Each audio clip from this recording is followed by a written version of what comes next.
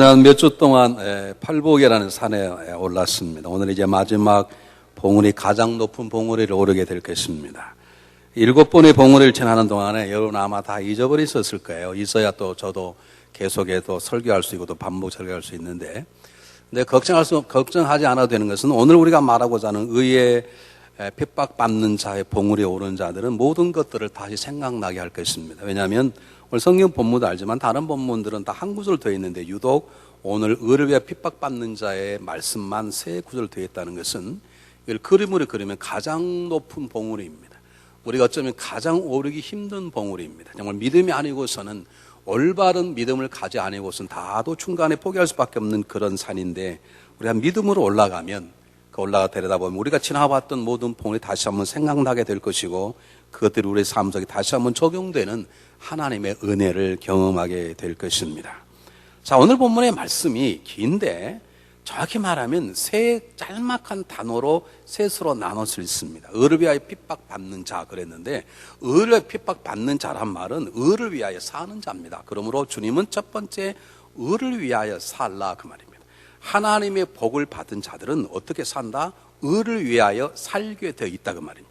그러니까 그리스도인들은 의를 위하여 살아가게 되어 있다 그 말인 것이고요. 두 번째, 그 의를 위하여 사는 자에게는 반드시 핍박이 있으니 핍박을 각오하라 그 말입니다. 세 번째는 핍박이 와도 절대로 물러서거나 의기소침을 도래하지 말고 기뻐하고 즐거워하라. 이 세 가지입니다. 다시 한번 외우셔야 합니다. 이것은 전체 팔복을 아우르는 것입니다. 여러분 야구 시합 좋아하시나요? 야구 시합은 홈베이스 달려서 1루 1베이스 세컨 서드 하고 다시 일로 돌아오죠. 다시 홈베이스로 돌아오게 되는 것처럼 팔복이 심령이 가난한 자의 시작에는 심령이 가난한 자는 뭘 얻을 것이라고요? 천국이라는 단어가 나왔는데, 오늘 다시 의의 핍박하는 자는 천국이 저희 것이며 해서 다시 한번 홈베이스를 밟는, 완전히 하나가 되는 팔복을 마무리하는 가장 중요한 내용입니다.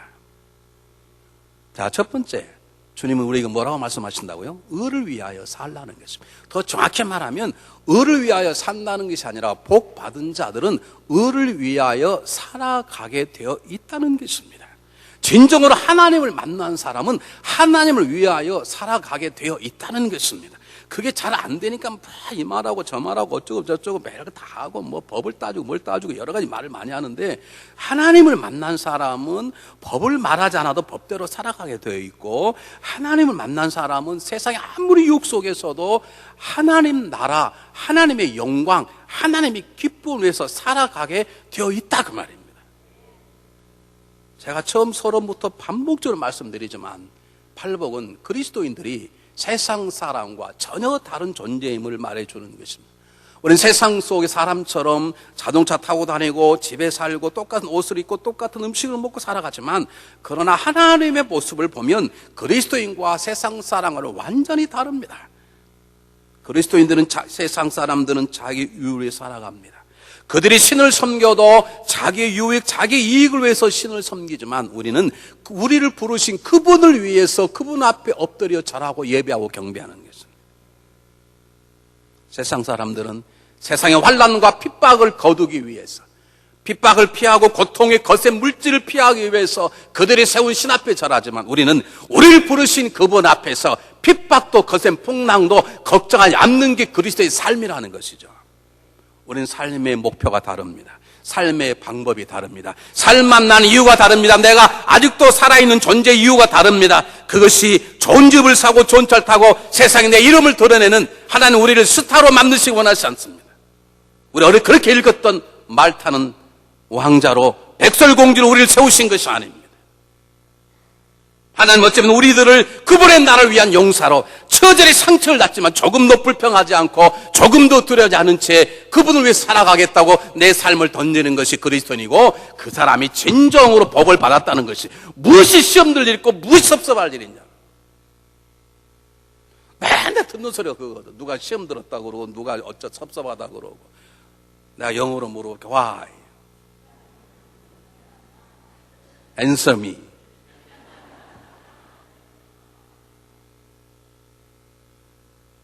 우리는요, 세상이 달라요. 우리는 날 위해 사는 것이 아니에요. 세상 사람 자기를 위해 삽니다. 세상 사람은 자기 속해 있는 가정을 위해서 삽니다. 세상 사람 중에도 탁월한 사람은 자기가 속해 있는 자기의 공동체와 나라와 민족을 위해서 삽니다. 그러나 우리는 다릅니다. 우리는 우리를 지으시고 우리를 찾아오신 그분을 위해서 살아가는 것입니다. 그분의 나라를 살아갑니다. 세상 사람은 신을 섬겨도 자기의 도성, 자기의 나라를 확장해 나갑니다. 우리는 내 도성과 내 집은 허물어 버립니다. 그리고 그분의 나라가 나를 통해서 내가 그분 나라의 벽돌 한 장이 되겠다고 생각하는 마음으로 살아가는 것이 의를 위하여 살아가는 것이고, 그것이 우리 그리스도인의 독특성입니다. 이 말은 오해하지 마십시오. 내 자신을 위해 살지 않겠다는 말이 아닙니다. 내 가정을 위해서 살지 않겠다는 말이 아닙니다. 내 나라가 망하든 말든 관계없단 말이 아닙니다. 내 나라를 위한 진정한 일이, 내 가정을 위한 진정한 일이, 내가 사는 진정한 일이, 내 남편을 살리고 내 아내를 살리는 진정한 일이 하나님을 섬기는 일이라는 거예요. 아멘 안 한 분들에게 이 은혜가 갑절로 주어지길 바랍니다. 너무 그냥 감기 오늘 저녁에 잠 못 자고 괴로워 펄펄 뛸도록 갑절의 은혜가 임할지어다.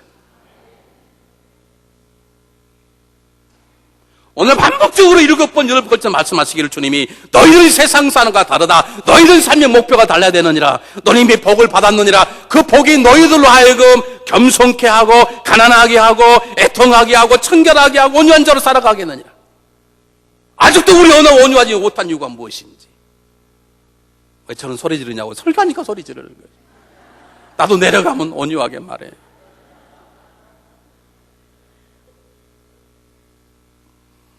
우리는 다르단 말이에요, 여러분. 달라요. 제발 달라요. 다르다는 것이 말을 통해, 행동을 통해, 표정을 통해서 나타나는 거죠. 여러분 중에 저를 참 기죽게 하는 분들이 많으세요. 어떻게 목회를 해야 될까? 왜요? 여러분 다른 존재의 것이거든요. 우리는 똑같은 옷을 입고 있지만 세상 사람과 다르거든요. 언어의 색깔이 달라야 되고, 우리 호흡하는 것이 달라요. 우리 속에 나오는 게 달라요. 그럼 기독교는 종교의 힘을 거부합니다. 왜 그렇습니까? 종교는 자기의 유익을 위해서 스스로 신을 찾아가는 것이지만, 우리는 우리의 유익을 찾아가는 것이 아니라 우리의 죄성 때문에 우리를 찾아오신 그분 앞에 엎드리는 것입니다. 종교는 자기의 부족함을 채우기 위해서 초월자를 찾는 것이지만, 우리는 우리 부족함이 아니라 우리의 죄됨을 위해서 우리를 찾아오는 그분 앞에 내 삶을 내어드리는 것입니다. 종교는 자기의 능력으로 자기의 세상을 확장하라고 그러지만, 우리는 나의 삶을 완전히 포기한 채 그분이 내 안에 들어오셔서 나를 마음껏 사용하시도록 내 삶을 그의 뜻에 보내는 것입니다. 그 뜻대로 살겠다고 고백하는 것입니다. 그래서 기독교는 종교의 힘을 거부하는 것입니다.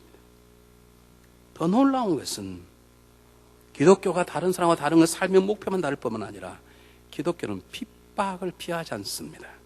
안에 핍박이 주어질수록 기독교는 강해집니다. 다른 종교는 핍박을 피하기 위해서, 전쟁을 피하기 위해서, 가난을 피하고 질병을 피하기 위해서 자기가 만들어놓은 가짜인 신 앞에 엎드리고 공을 들이지만, 우리는 우리를 부르시고 찾아오 세워주신 그분을 위해서라면 내 앞에 어떤 핍박이 와도 눈 하나 깜빡하지 않고 전쟁하는 것이 저와 여러분의 세상과 다른 삶입니다. 신앙인은 이 점에서 분명해야 합니다. 오늘 성경 본문에 주님께서 핍박을 받은 자는 복이 있다 그랬는데, 핍박이라는 단어를 조심하게 생각합니다. 왜냐하면 핍박이라는 것은 그냥 핍박이 아닙니다. 내가 잘못해서, 내가 죄를 저질러서, 내가 남에게 실수했기 때문에 주어지는 세상의 공격과 돌팔매질을 핍박이라 하지 않습니다. 그것은 죄에 대한 어리석은 행동에 대한 값이라고 말하는 것이죠. 여기 핍박은 하나님 의를 위하여 핍박. 의가 무엇입니까? 하나님이십니다. 세상에 의로 선하신 하나님 한 분밖에 안 계십니다. 하나님 나라의 확장을 위해서, 주님의 몸인 교회를 위해서, 복음 증거를 위해서, 하나님 말씀대로 살아가기 위해서 내가 당하는 세상의 공격과 핍박, 그것을 핍박이라고 말하는 것이죠. 제가 졸업한 대학교 앞에 지금은 다 뚜껑이 다 덮여, 예전에는 조그마한 창천교라고 하는 조그마한 개울이 흘렀어요. 그 위에 뽕뽕다리라고 아시죠? 여러분, 구멍 뽕뽕뽕 떨어지는 거 쇠로 된 다리 있잖아요. 그걸 두 개 놓은 단어 바로 지나면 교회가 하나가 있어요. 한국의 감리교회 가운데 꽤 유명한 감리교회죠. 특히 정치적으로 사회적인 투자하는 그런 교회로 유명한 교회입니다. 그 교회의 리더 한 분이 다 좋은데 이분이 버리지 못한 게 뭐냐면 저녁 금요일 저녁은 모든 것들 다 내놓고 비되오는 나의 목자신 내게 부족함이 없으리로다. 철야하러 밤을 새며 그걸 보시는 거예요. 그런데 그분에게는 평생 몸에 배어있는 게 있는데 새벽 기도를 안 빠져요. 근데 저녁 내 금요일 날 비되어 보고 아침에 잠깐 졸다가 좋은 정신이 덜 깬 채 그 달을 지나다가 개천으로 떨어져 빠졌어요. 그분이 대천에 엎드려서 유명한 기도를 했습니다. 하나님, 주님을 찾아가는 이 길에 나에게 고난을 주시는 이유가 무엇입니까? 그건 고난이 아니네. 그것을 핍박이라 말하지 않습니다. 그것은 자기 회개. 하나님, 제가 죄송합니다. 새벽에 오려면 일찍 자야 되는데 어제 저녁 차락 새벽 4시까지 비디오 보고 저희 어리석음을 용수히 그렇게 회개할 거지. 그걸 핍박이라 말하잖아요. 핍박은 정말 예수님 때문에 하나님 나라 확장을 위해서, 주님 나라 확장을 위해서 말씀대로 살고 하려다가 당하는 것이죠. 저희 집사람 오빠가 있습니다. 저는 따라갈 수 없을 만큼 수재입니다. 서울대학을 졸업하고 미국에 와서 인류대학을 나오고 컴퓨터 전문가에서 달라스 카운티의 프로그램 어나리시스로 계세요. 그런데 문제는 뭐냐면 위에 슈퍼바이저가 추이시예요. 그렇게 밑에 있는 기독교 예수 믿는 우리 처남을 미워하는 거예요. 일을 다른 사람 많이 줘요. 골탕 먹이라 이 말이죠. 그런데 처남 워낙 일 잘하니까 일을 빨리 다 끝내버리는 거예요. 그러면 끝난 일이 4시가 되는데 그분의 생각은 그렇게 일을 주면 6시쯤 끝나야 되는데 일을 3시에 끝나고 1시간 동안 누우니까 상부에 뭘 어떻게 보고 하느냐, 1시간 동안 농땡이 쳤다는 거예요. 이유는 딱 하나, 예수쟁이라는 것 같아요. 결국 그것 때문에 나중에 잘렸습니다. 여러분, 이런 핍박 당해보셨습니까? 예수 믿는다는 이유 하나 때문에 예수의 복음을 증가하다가 짱돌 맞아본 적이 있습니까? 내가 교회를 섬겨보다가 핍박과 고생을 당한 건 있냐? 그것을 핍박이라고 말하는 것이지, 내가 잘못해서 상대방에 주어 터지고 내가 잘못해 세상적으로든 정치적으로든 사회혁명에 의해서 당하는 모든 것들을 핍박을 하지 않고 순수하게 하늘나라 확장을 위하는 나에게 세상에 던지는 화살, 아픔, 그것을 핍박이라고 말하는 것입니다. 그런데 예수님께서는 이 핍박을 그냥 말하지 아니하고 3가지로 정확하게 분리해서 말했어요. 한번 여러분 보시기 바랍니다. 11절에 우리 예수님 아주 친절하게 나를 인하여 너희를 욕하고 핍박하고 3가지입니다. 첫 번째 욕하고, 두 번째 핍박하고, 세 번째 거짓으로 너희를 거스르니 중상모략하고 악한 말 할 때에, 그 말입니다. 여러분, 핍박은 흔히 2가지로 오는데요. 하나는 말로 옵니다. 말로. 초대교회 때 사도들이 첫 번째 말로 공격을, 너 한 번만 더 하면 너희는 죽일 거야. 처음에 말로 했죠. 두 번째 말로 안 되게 데려다가 때렸잖아요. 그러니까 핍박은 말로도 오고 육체적으로 오고 환경으로 옵니다. 왜냐하면 아직 취직을 안 시켜버리는 거예요. 예수 믿는 사람들은 이스라엘 사회에 가서 잘 취직할 수가 없어요.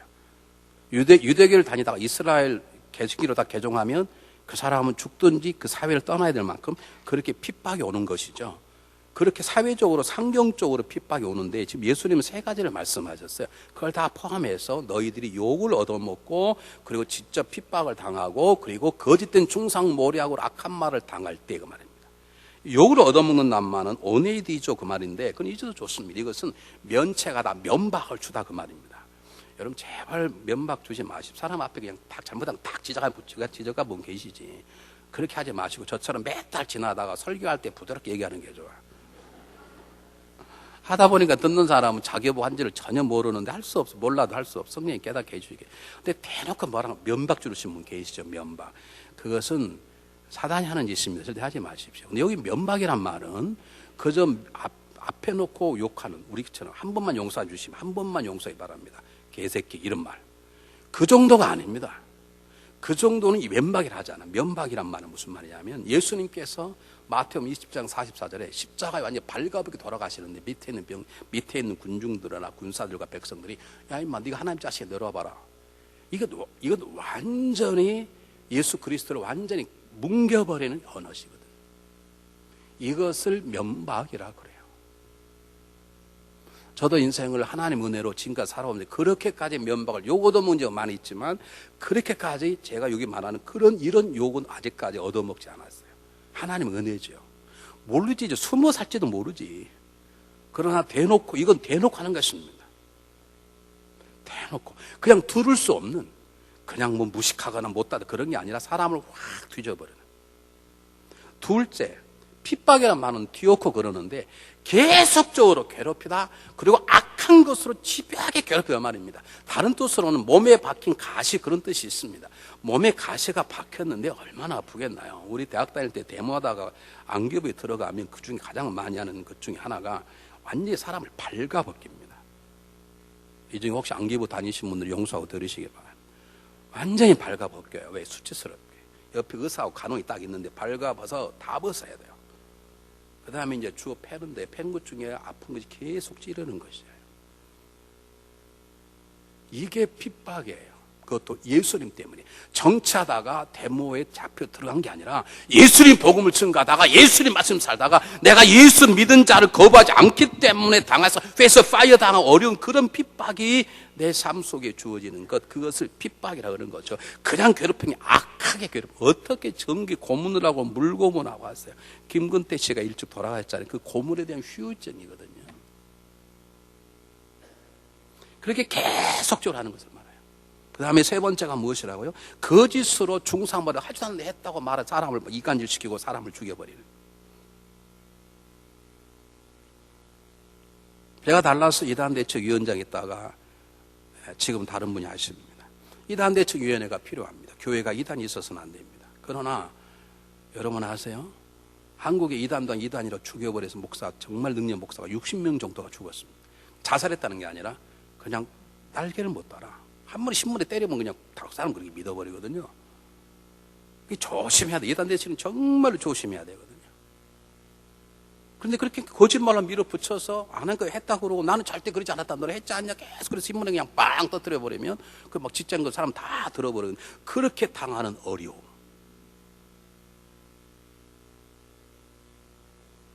우리 감리교회에 박재봉 목사님분 계십니다.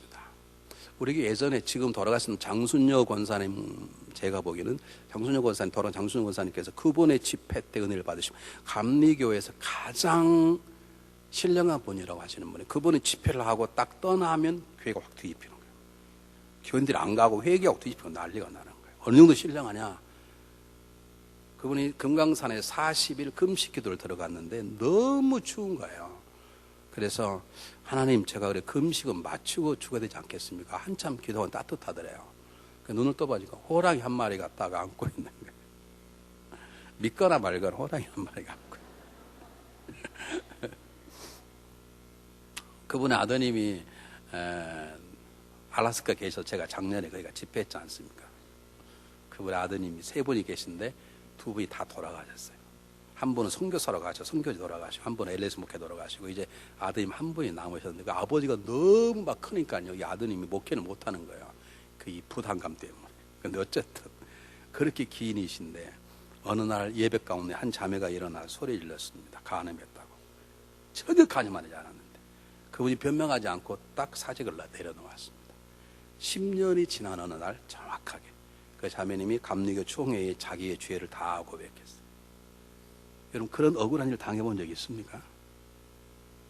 그런 거짓말 세 가지 다 우리로서는 이길 수 없는, 마음 아프고 잠 못 자게 하고 정말로 속이 뒤집히는 괴로움, 정말 우리라도 복수의 칼을 뽑고 싶은 이런 일을 당할 수 있다는 걸 각오하라는 거예요. 그리고 그것이 무엇인가를 우리가 알아야 된다는 것을 주님은 말씀하고 있는 것입니다. 왜 우리가 예수 믿는데, 내가 왜 교회를 섬기는데, 내가 왜 복음을 증거를 갖는데 왜 우리 거기 죽임을 당해야 되는 것인지. 저는 가끔 하나님의 뜻을 모를 때가 있어요. 몇 년 전에 인도에서 미국의 선교사 가정이 아버지, 엄마, 그리고 아들, 딸 4명이 차를 타고 가다가 힌두교의 과격 분자에게 자동차가 불이 타서 남자 선교사 죽고 아들 죽고 죽었습니다. 그런데 그 엄마와 딸이 지금 그곳에 있습니다. 저는 그 기사를 보면서 차라리 다 데려가시지. 그 두 사람이 남아서 얼마나 힘들까. 그곳에서 그들을 품에 안는다는 쉬운 건 아닐 거 아니에요. 차라리 수고했으니까 대부분 그냥 다 데려가 천국 가시면 편하지 않아요. 수고했다. 그런데 왜 그런 어려움을 보게 하는 것인지. 여러분, 그 이유를 아십니까? 첫 번째, 왜 핍박이 오는가? 핍박을 각오하라. 그런데 왜 핍박? 첫 번째, 저와 여러분은 세상의 빛이기 때문에 그렇습니다. 저와 여러분은 세상의 빛이기 때문에 그렇습니다. 세상은 어둠입니다. 어두움은 자기 행위들이 드러날까 봐 세상에 빛이 오면 그 빛을 싫어합니다. 그렇기 때문에 세상에서 핍박을 받게 되어 있는 것이에요. 이미 세상은 하나님부터 정죄를 받았어요. 왜요? 우리가 세상의 빛이니 어둠이 자기 행위가 드러남을 싫어하는 거예요. 우리가 세상에 속했다 그러면 세상은 우리를 절대로 증오하지 않아요. 근데 우리가 그에 속하지 않았기 때문에 공격하는 것이거든요. 함께 보겠습니다. 성경 본문 한번 읽어보겠습니다. 시작하면 똑같이 읽겠습니다. 시작. 그 정전이 이것이니 곧 빛이 세상으로 왔을 때 사람들이 자기를 행위가 악함으로 빛보다 어두움을 더 사랑하는 것이라. 악을 행하는 자마다 빛을 미워하여 빛으로 오지 아니하나니 이는 그가 행위가 드러날까 함이라.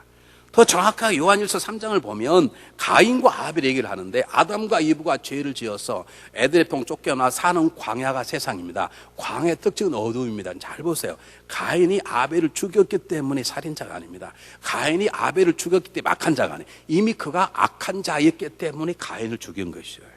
한번 성경 볼까요? 뭐라고 성경은 증거하고 있는지. 똑같이 읽어보겠습니다. 시작. 가인같이 하지 말라. 저는 악한 자에게 속하여 그 아우를 죽였으나 어떤 연고인고 죽었느냐? 자기 행위는 악하고 그 아우 행위는 의로움이니라 그랬어요. 이미 악한데 속하였어요. 가인은 어둠의 자식이기 때문에 빛의 자손으로 살아가는 아벨을 두고 못 보는 거예요. 그 아벨 때문에 자기 악 행동이 다 드러나는 것이죠.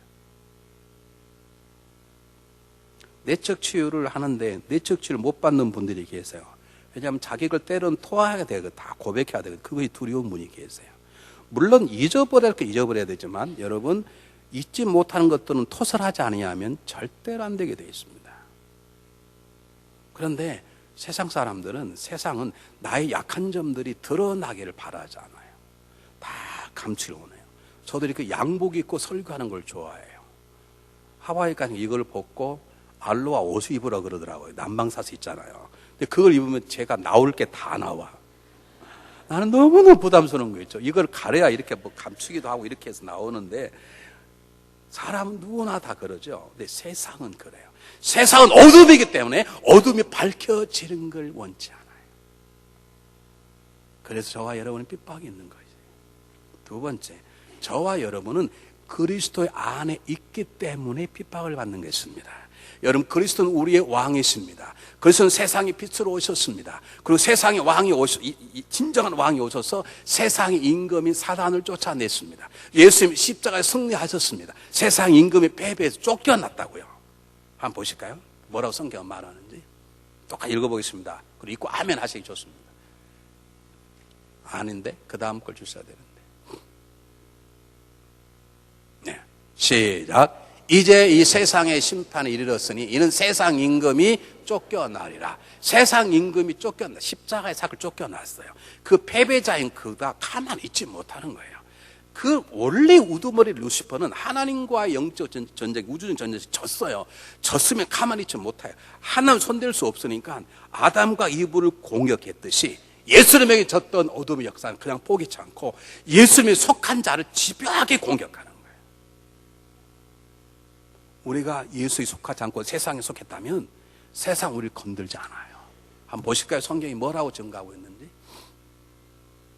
똑같이 읽겠습니다. 시작. 세상에 너희를 미워하면 너희보다 먼저 나를 미워할 줄을 알라. 너희가 세상에 속하였으면 세상이 자기의 것을 사랑할 터이나 너는 세상에 속한 자가 아니라. 저와 여러분 세상에 속한 자가 아닙니다. 그렇기 때문에 세상에 속한 사람들은 세상에 속한 사람은 손 안 대지만 세상에 속하지 않는 사람은 공격하게 돼 있어서 저와 여러분은 어려움을 당하는 것입니다. 핍박이 올 수밖에 없는 것입니다. 세 번째가 가장 중요합니다. 왜 핍박이 오는가? 핍박은 하나님의 계획 가운데 있는 것입니다. 데살로니가전서 3장 3절 한번 보겠습니다. 좀 어렵게 번역이 되어 있는데 중요한 본문입니다. 제가 한번 읽어볼 때 들어보시기 바랍니다.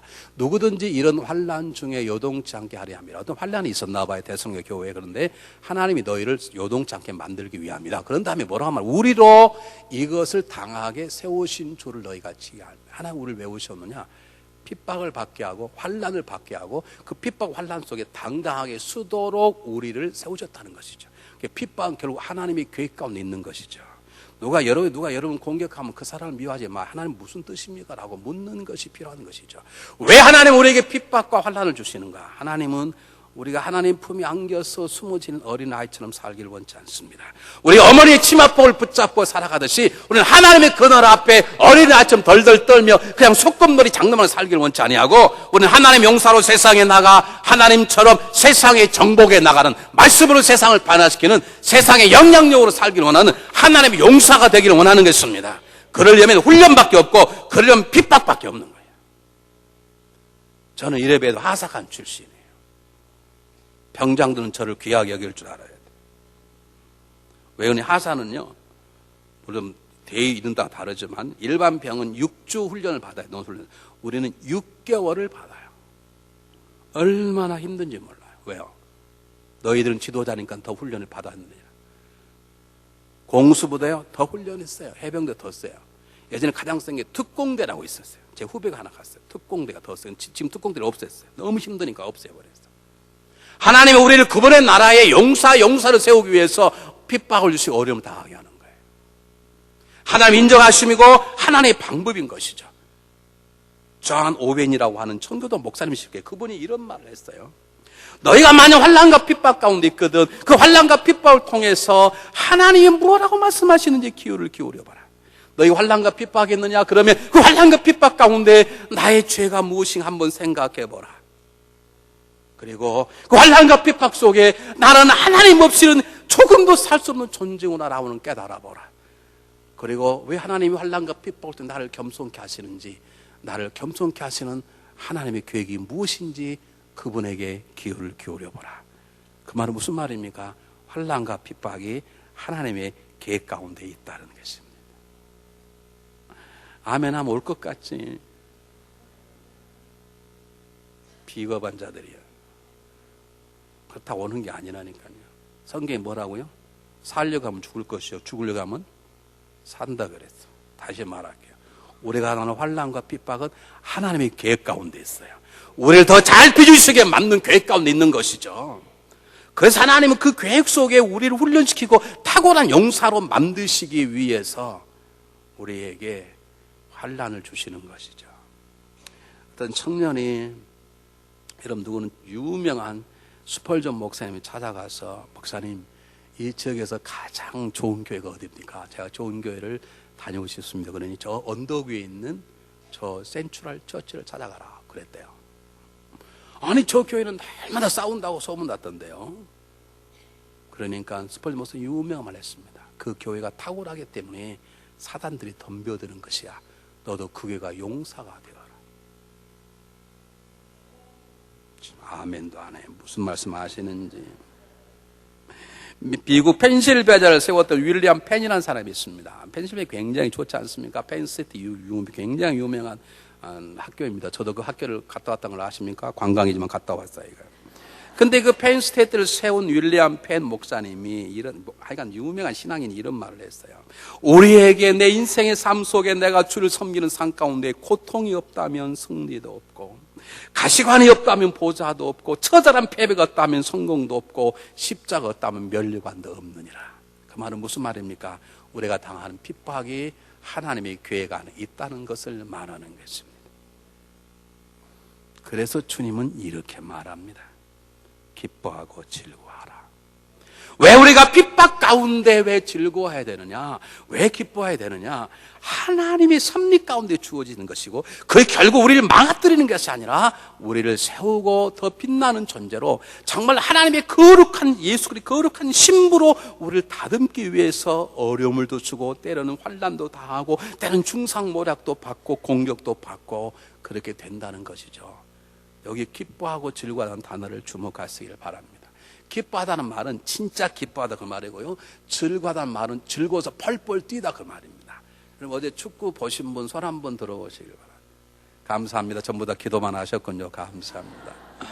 저도 기도만 해서 신방 중이라 못 보고 기도하다가 답답하면 우리 김주일 목사님 어떻게 됐어? 1대1입니다. 또 가다가 주여 이기가 또 전화했더니 펜널티 킥입니다. 좀 있다가 느음이 전화하겠습니다. 좀 있으면 전화 때리는 거 와서 5대4로 이겼습니다. 한 골 넣었다 그러니까 이렇게 하죠. 그런데 펜널티 이기면 어떡합니까? 야! 그러지 않습니까? 그것이 즐거워하는 거야. 나 물어 여러분 주님 앞에서 기쁘십니까? 즐거우십니까?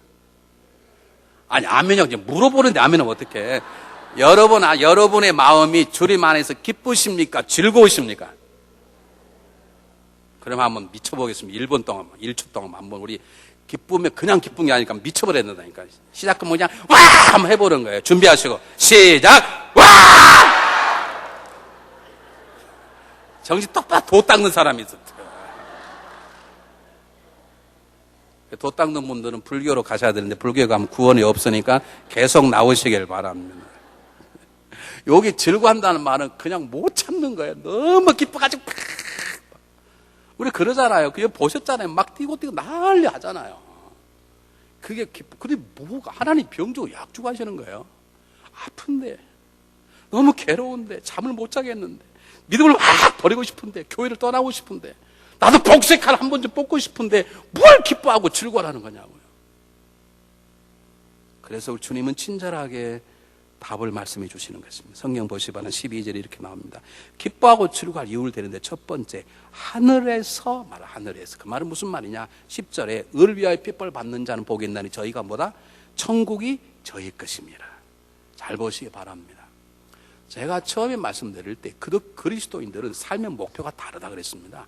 다른 이유는 우리의 목표가 이곳에서 나의 도성을 아니 이곳에서 교회를 영원히 세우려는 게 아닙니다. 교회도 주님의 나라이지만 결국엔 우리는 어디서 가는 거예요? 천국 가는 거예요. 천국이 소망인 거예요.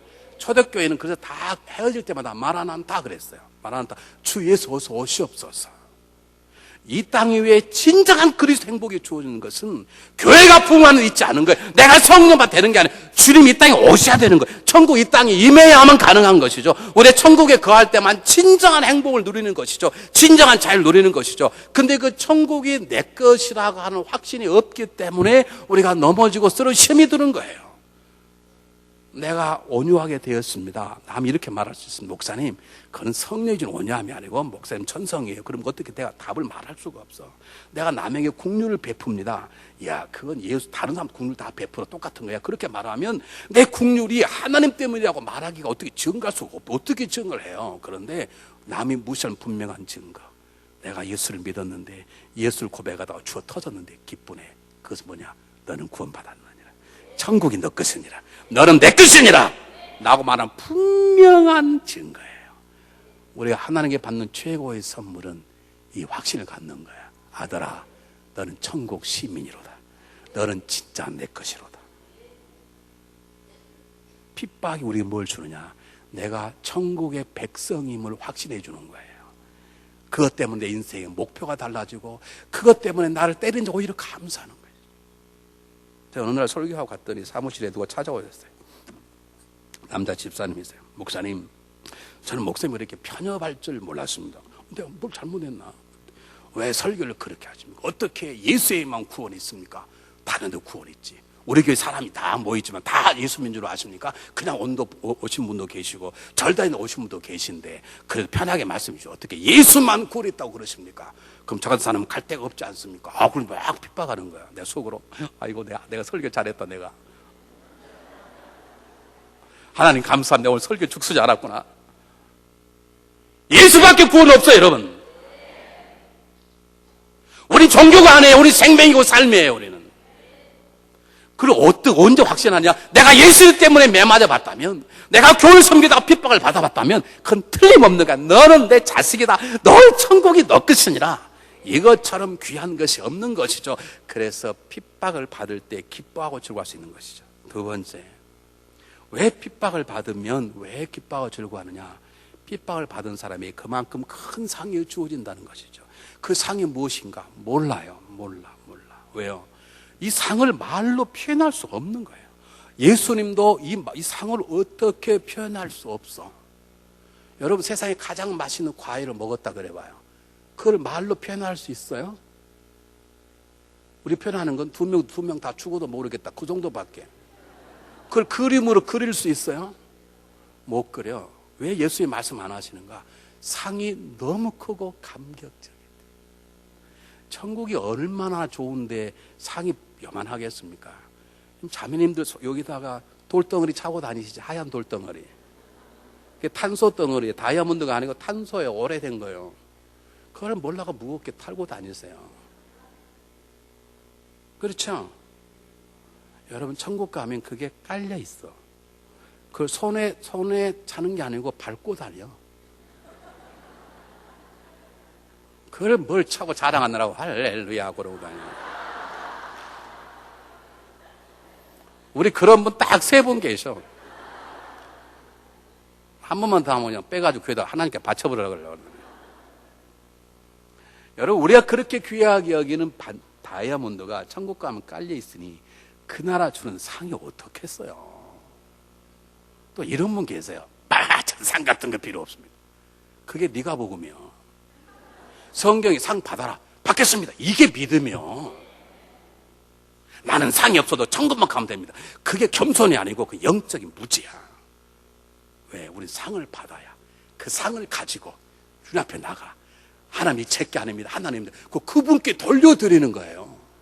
이든 장로님 엄청난 상을 나는 드릴 게 없어. 뒤에 구경만 하고 있어. 이게 얼마나 쪽팔릴 일이야 이게. 그러므로 상이 크다는 것처럼 나 이 땅에 핍박을 받을 만큼 상은 클 거예요. 그래서 사도 바울이 당당히 말하면 나의 죽음 다음에 의의 멸류관이 기다릴 것이니라. 여러분 힘드십니까? 조금만 참으십시오. 엄청난 상이 기다릴 것입니다. 조금만 지나면 엄청난 상이 기다릴 거예요. 3번째, 우리는 그 핍박을 통해서 주님을 아는 거예요.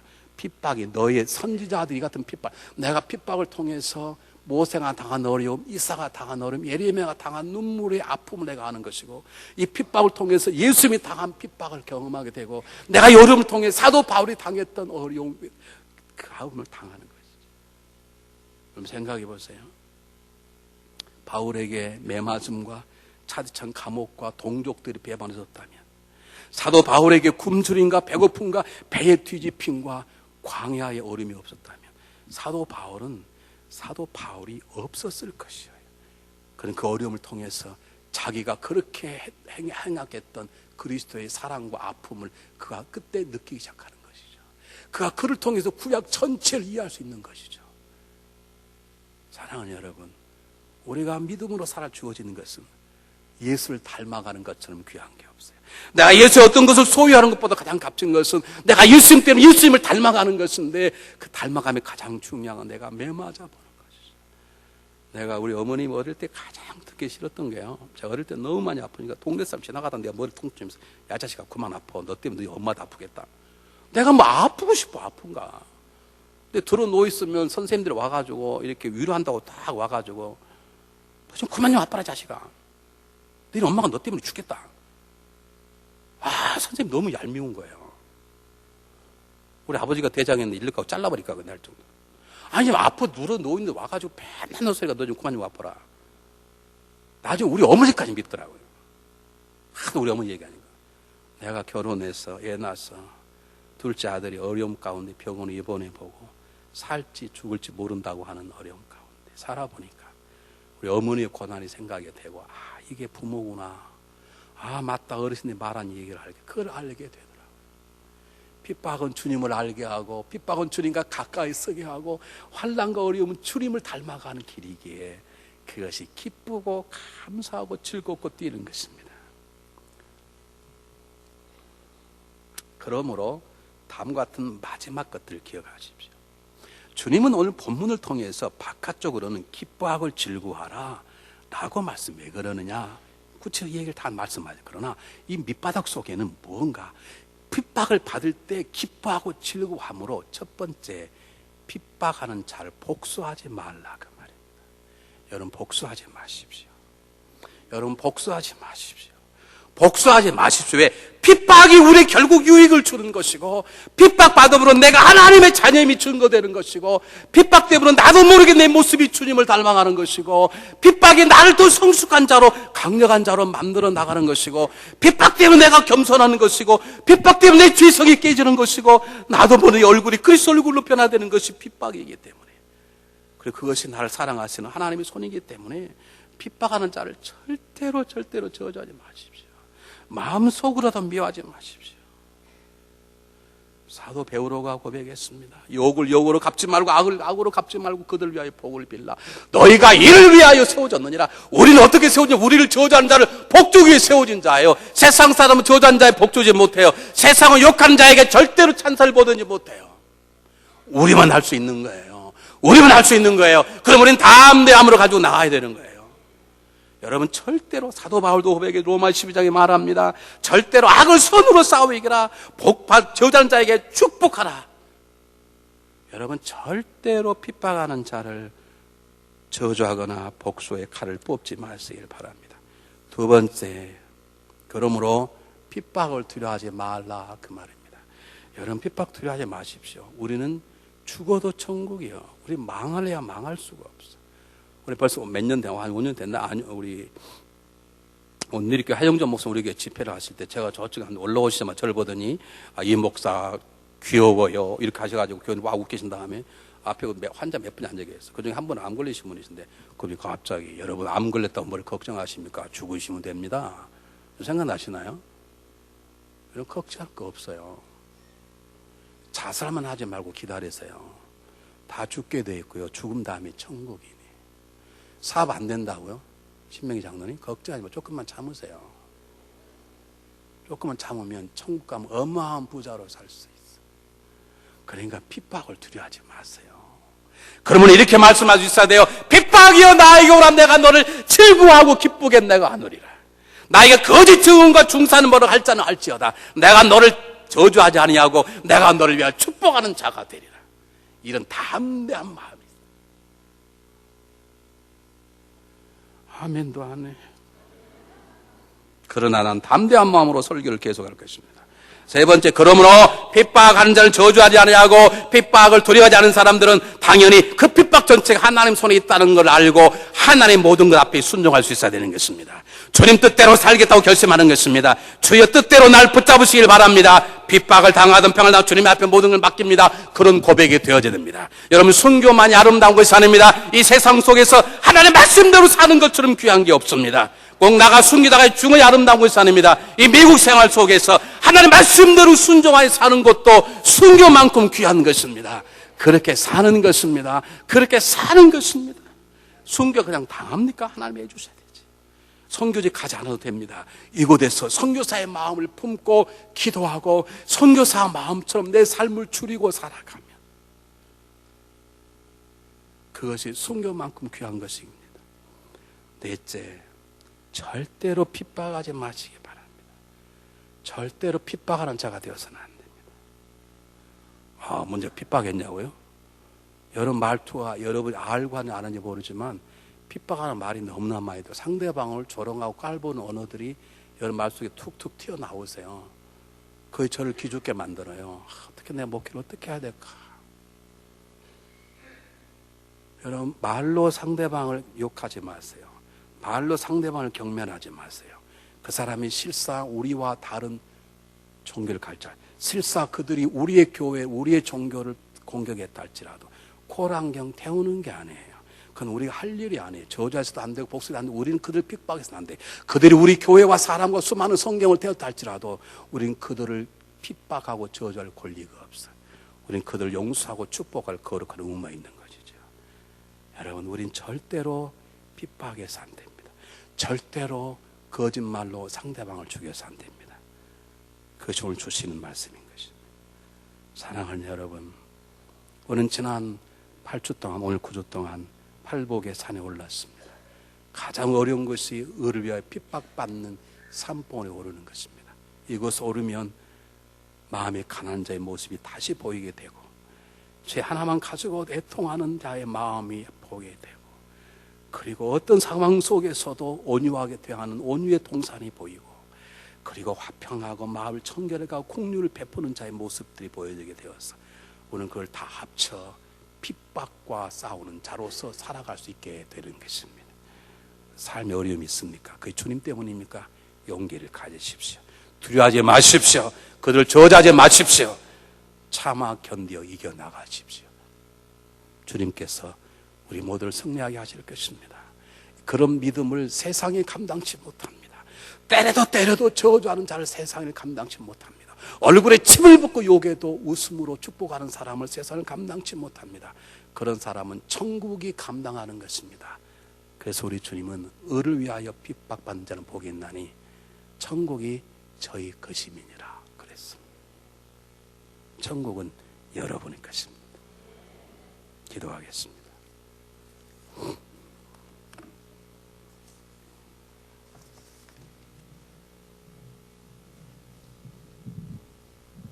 사랑의 하나님, 팔복의 산에 이제 올랐습니다. 배웠던 것들이 생각나게 도와주시고 정말 복받은 자처럼 살아갈 수 인도해 주시되 이 환난 많고 핍박받는 세상 속에서 그리스도인답게 살아갈 수 있도록 주님 은혜를 내려주소서. 뒤로 물러나지 않기를 원합니다. 핍박을 두려워하지 않기를 원합니다. 하나님 마음으로 전진하며 복을 빌며 살아갈 수 있도록 은혜를 내려주시옵소서.